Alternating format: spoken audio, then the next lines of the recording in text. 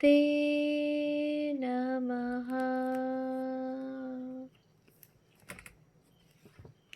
শ্রী শ্রী রামকৃষ্ণ কথামৃত শ্রীম কথিত প্রথম খণ্ড। তব কথামৃতম তপ্ত জীবনম কবিভিড়িতম কলমশাপহম শ্রবণমঙ্গলম শ্রীমদাততম ভুবি গৃণন্তি ये ভুরিদা জানা। শ্রীমদ্ ভাগবত গোপী গীতা, পৃষ্ঠা সংখ্যা 279। শ্রীরামকৃষ্ণ দক্ষিণেশ্বরে ও ভক্তগৃহে, অষ্টাবিংশ পরিচ্ছেদ। দক্ষিণেশ্বরে গুরু শ্রীরামকৃষ্ণ পরমহংস অবস্থা প্রদর্শন। ঠাকুর শ্রীরামকৃষ্ণ সাধুদিগের কথা কহিতে কহিতে পরমহংসের অবস্থা দেখাইতে লাগিলেন।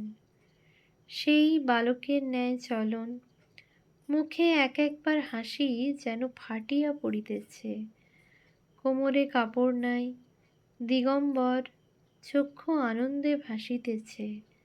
ঠাকুর ছোট খাটটিতে আবার বসিলেন।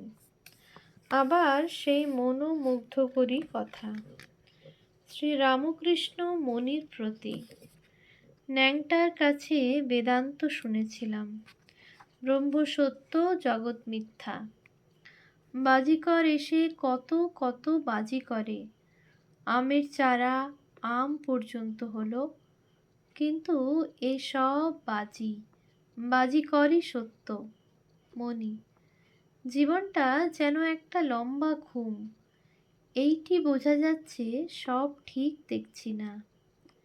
যে মনে আকাশ বুঝতে পারি না, সেই মন নিয়েই তো জগৎ দেখছি, অতএব কেমন করে ঠিক দেখা হবে?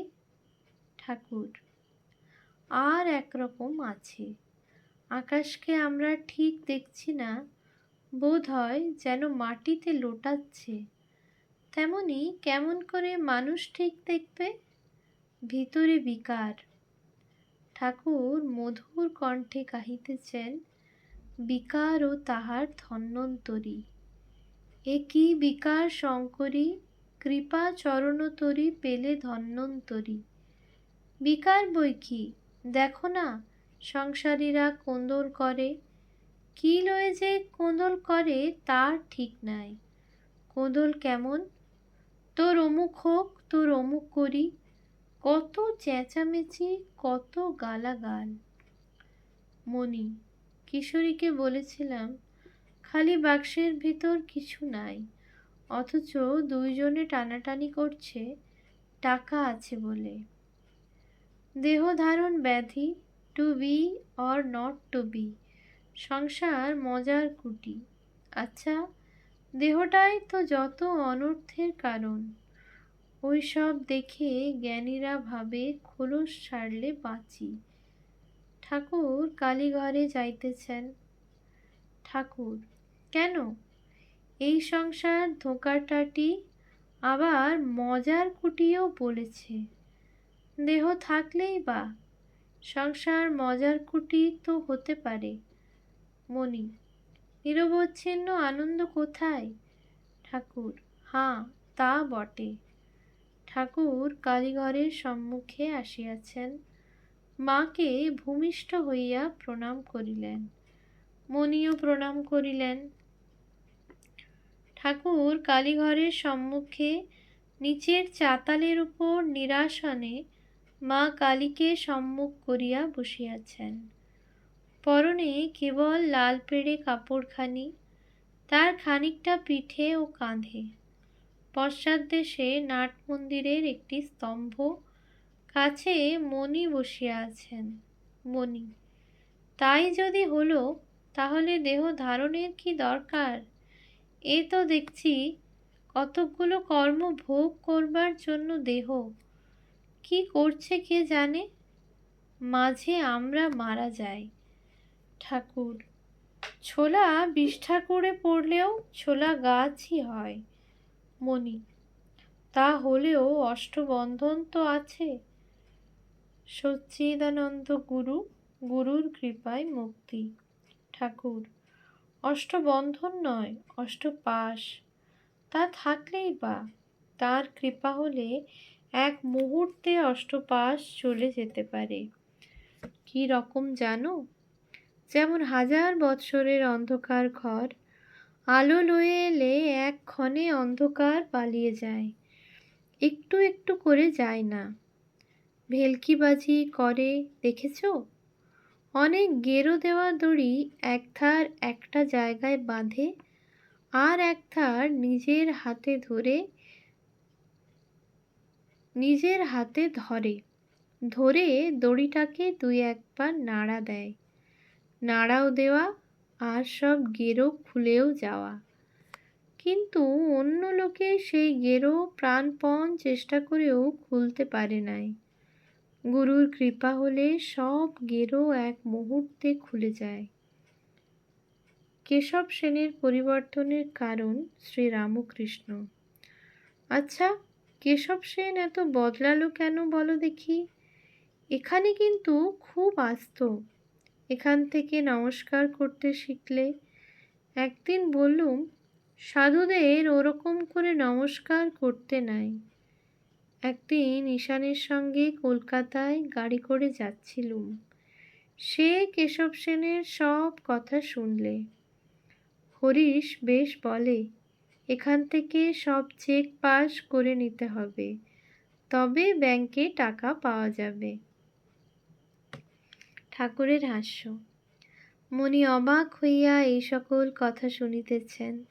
বুঝিলেন গুরুরূপে সচ্চিদানন্দ চেক পাস করেন। পূর্ব কথা, ন্যাংটা বাবার উপদেশ তাকে জানা যায় না।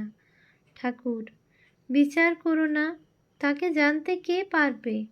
ন্যাংটা বলতো শুনে রেখেছি, তারই এক অংশে এই ব্রহ্মাণ্ড।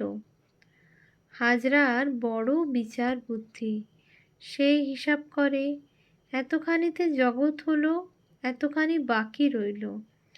তার হিসাব শুনে আমার মাথা টনটন করে। আমি জানি আমি কিছুই জানি না। কখনো তাকে ভাবি ভালো, আবার কখনো ভাবি মন্দ। তার আমি কি বুঝব? মণি, আজ্ঞা হাঁ, তাকে কি বোঝা যায়? যার যেমন বুদ্ধি সেইটুকু নিয়ে মনে করে আমি সবটা বুঝে ফেলেছি। আপনি যেমন বলেন, একটা পিঁপড়ে চিনির পাহাড়ের কাছে গিয়েছিল, তার এক দানায় পেট ভরল বলে মনে করে এইবারে সব পাহাড়টা বাসায় নিয়ে যাব। ঈশ্বরকে কি জানা যায়? উপায় শরণাগতি। ঠাকুর, তাকে কে জানবে? আমি জানবার চেষ্টাও করি না। আমি কেবল মা বলে ডাকি। মা যা করেন, তার ইচ্ছা হয় জানাবেন, না ইচ্ছা হয় নাই বা জানাবেন। আমার বিড়াল ছাড় স্বভাব। বিড়াল ছা কেবল মিউ মিউ করে ডাকে, তারপর মা যেখানে রাখে, কখনো হেসেলে রাখছে, কখনো বাবুদের বিছানায়। ছোট ছেলে মাকে চায়, মার কত ঐশ্বর্য সে জানে না, জানতেও চায় না। সে জানে আমার মা আছে, আমার ভাবনা কি। চাকরানির ছেলেও জানে আমার মা আছে। বাবুর ছেলের সঙ্গে যদি ঝগড়া হয়, তা বলে আমি মাকে বলে দেব আমার মা আছে। আমারও সন্তান ভাব। হঠাৎ ঠাকুর শ্রীরামকৃষ্ণ আপনাকে দেখাইয়া নিজের বুকে হাত দিয়া মণিকে বলিতেছেন, আচ্ছা, এতে কিছু আছে, তুমি কি বলো? তিনি অবাক হইয়া ঠাকুরকে দেখিতেছেন। বুঝি ভাবিতেছেন, ঠাকুরের হৃদয় মধ্যে কি সাক্ষাৎ মা আছেন? মা কি দেহ ধারণ করে এসেছেন জীবের মঙ্গলের জন্য?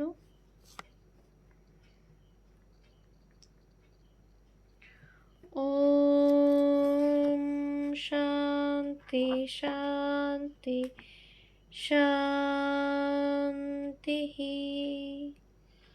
हरिः ॐ तत्सत्। श्रीरामकृष्णार्पणमस्तु।